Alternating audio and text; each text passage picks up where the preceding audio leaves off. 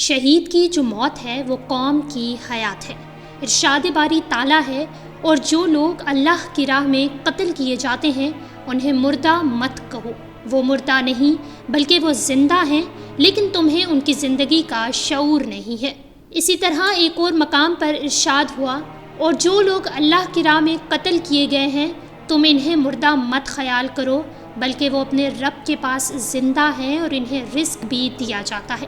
ناظرین، آج کی اس ویڈیو میں ہم آپ کو بتائیں گے ڈیرہ اسماعیل خان میں دہشت گردوں کے خلاف کارروائی کے دوران شہید ہونے والے میجر اسحاق کی شہادت اور ان کے شہید ہونے سے قبل ان کی اہلیہ کو ان کی شہادت کے خدشات سے متعلق۔ مگر تفصیلات میں جانے سے قبل آپ سے گزارش کریں گے کہ ہمارا چینل اور صاف ڈیجیٹل سبسکرائب کر لیں اور ساتھ موجود بیل کے آئیکن کو کلک کر لیں تاکہ ہماری تازہ ترین ویڈیوز بر وقت آپ تک پہنچتی رہیں۔ قوم کے عظیم سپوت میجر اسحاق نے 2017 میں دہشت گردوں کے خلاف کارروائی کے دوران جام شہادت نوش کیا تھا۔ ان کا نماز جنازہ لاہور کے ایوب اسٹیڈیم میں ادا کی گئی تھی، جس میں اس وقت کے وزیر اعلیٰ پنجاب شہباز شریف، وزیر railway Khawaja Saad Rafique, corps commander Lahore lieutenant general Aamir Riaz سمیت شہید کے اہل خانہ اور رشتہ داروں کی بڑی تعداد نے شرکت کی تھی۔ نماز جنازہ کی ادائیگی کے بعد شہید کو مکمل فوجی اعزاز کے ساتھ کیلری گراؤنڈ قبرستان میں سپرد خاک کر دیا گیا تھا۔ اس موقع پر پاک فوج کے دستے کی جانب سے شہید کو سلامی بھی دی گئی تھی۔ 28 سالہ شہید میجر اسحاق 2017 میں ڈیرہ اسماعیل خان میں دہشت گردوں سے لڑتے ہوئے شہید ہو گئے تھے۔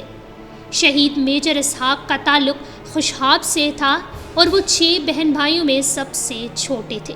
شہید کے پسماندگان میں بیوہ اور 1 سال کا بچہ شامل ہے۔ عرض وطن کا دفاع کرتے ہوئے اپنی زندگی قوم کے لیے قربان کرنے والے شہید فوجیوں پر قوم کو ہمیشہ ناز رہے گا۔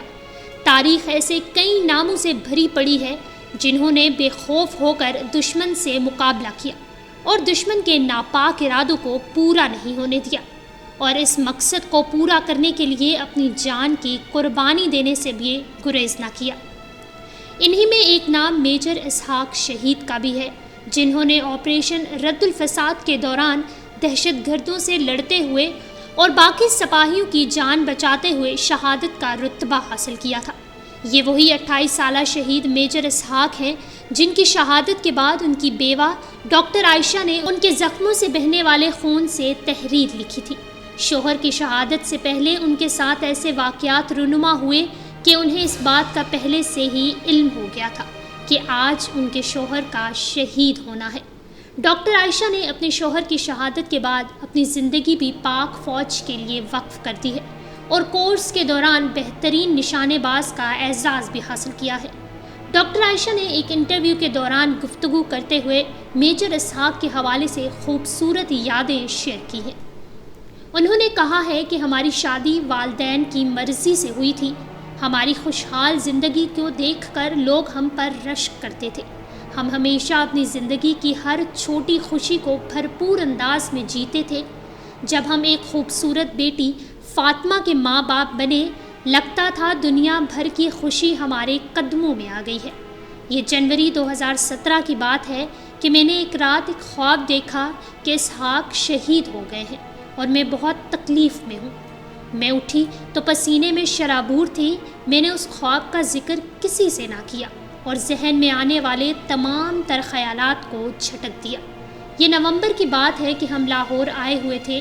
ڈی آئی خان میں پوسٹنگ تھی۔ ہم شام کو ڈی آئی خان پہنچے تو ساتھ ہی اسحاق کو جیپیں لینے آ گئی۔ انہوں نے آگے مشن پر کولاچی جانا تھا۔ مجھے بہت فکر ہوئی کہ ابھی تو آئے ہیں، کھانا تو کھا لیں۔ راستے میں انہوں نے ثبوت کا آرڈر دیا تھا۔ یہ ڈیرہ اسماعیل خان کی مشہور ڈش ہے اور اسحاق کو بہت پسند تھی۔ مجھے کہنے لگے تم بھی آؤ اور مل کر کھاتے ہیں۔ میں نے کہا نہیں، آپ کھائیں، میں آپ کی پیکنگ کر لوں۔ اسحاق کپڑوں کے معاملے میں بہت لاپرواہ تھے، اس لیے میں ہی ان کی شاپنگ کرتی تھی۔ ابھی بھی میں ان کے لیے نئے کپڑے لائی تھی۔ وہ پیک کرنے لگی۔ اسحاق نے کھانا کھایا اور آ کر بچی کو پیار کرنے لگی۔ پھر بولے ایک تصویر تو بنا دو۔ اس سے پہلے کہ آج تک انہوں نے کبھی تصویر کا نہیں کہا تھا۔ ہم مستقل بات کرتے رہتے تھے لیکن کام کے ٹائم پر میں انہیں تنگ نہیں کرتی تھی۔ ڈاکٹر عائشہ کا کہنا تھا کہ اس سے اگلے دن گیزر کام نہیں کر رہا تھا تو انہوں نے مجھے سمجھایا کہ ایسے چلاؤ اور سیکھو، میرے بنا کیسے کرو گی۔ یہ سب انہوں نے ایسے پہلے کبھی نہیں کہا تھا جو مجھے اب کہہ رہے تھے۔ شہادت والے دن ہم میسج پر بات کر رہے تھے، پھر میسج کا جواب آنا بند ہو گیا۔ مجھے لگا وہ مصروف ہیں کیونکہ ان کے واٹس ایپ کا ٹک بلو نہیں ہوا تھا۔ وہ کہتے تھے کہ کام کے درمیان عائشہ مجھے میسج نہ کیا کرو، میری توجہ دوسری طرف مبذول ہو جاتی ہے۔ آپریشن رد الفساد چل رہا تھا۔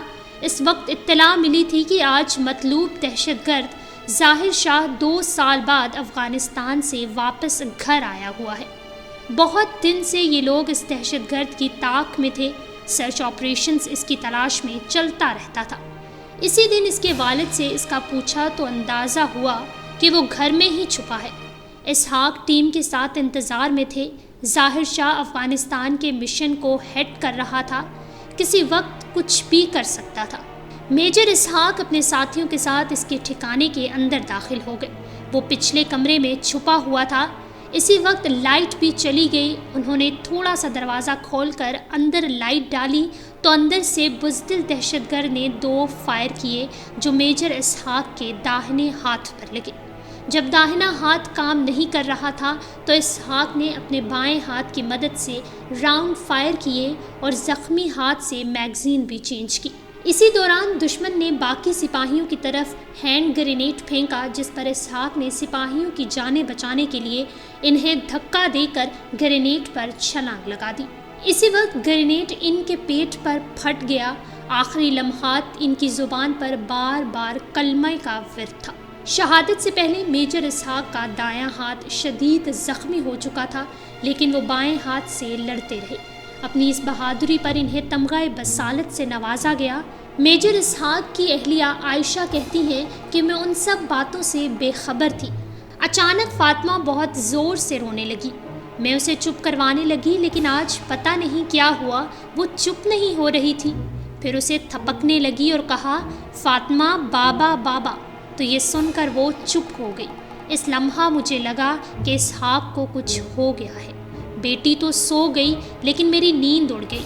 اسی دوران ہی باہر سے مجھے جیپوں کی آوازیں سنائی دی۔ میرے دل کی دھڑکن تیز ہو گئی۔ مجھے سنائی دیا کہ ریجمنٹ آفیسر کی وائف آئی ہیں اور کہہ رہی ہیں کہ عائشہ کو کیسے بتائیں ہم۔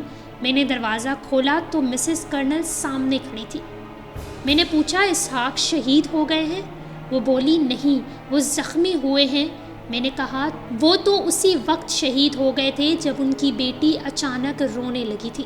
یہ سن کر وہ رونے لگی اور بولی، ہم کب سے یہی سوچ رہے تھے کہ آپ کو کیسے بتائیں، آپ کو تو اشارہ پہلے ہی مل گیا تھا۔ لاہور لانے کے بعد میجر اسحاق شہید کے جسد خاکی کو سرد خانے میں رکھا گیا، لیکن میجر اسحاق شہید کے بھائی کے مطابق خون کا بہاؤ 2 دن بعد بھی ایسا تھا جیسے ایک زندہ انسان کا خون بہتا رہتا ہے۔ حالانکہ مردہ خانے میں اتنی ٹھنڈ ہوتی ہے کہ وہاں ہر چیز برف بن جاتی ہے۔ جنازے سے قبل جب میجر اسحاق شہید کو گھر کے اندر رکھا گیا تو اس وقت میں نے اپنی والدہ سے درخواست کی کہ میں میجر اسحاق سے کچھ اکیلے میں بات کرنا چاہتی ہوں۔ سب چلے گئے تو میں اسحاق کے سرہانے بیٹھ کر بہت روئی اور کہا کہ میں بہت کمزور ہوں اسحاق، آپ کی مدد کے بغیر کیسے رہوں گی؟ آپ تو میری آنکھوں میں آنسو تک نہیں آنے دیتے تھے، آج میرے آنسو بھی صاف نہیں کر رہے۔ میری آواز سن کر والدہ آ گئی اور میرے کاندھے پر ہاتھ رکھ کر کہا، نہ رو بیٹی، اسحاق بھی رو رہا ہے۔ اور دنیا نے دیکھا کہ واقعی میجر اسحاق کی آنکھوں سے آنسو بہہ رہے تھے۔ وہ سن رہے تھے لیکن احساس آنسوں کے ذریعے دلایا۔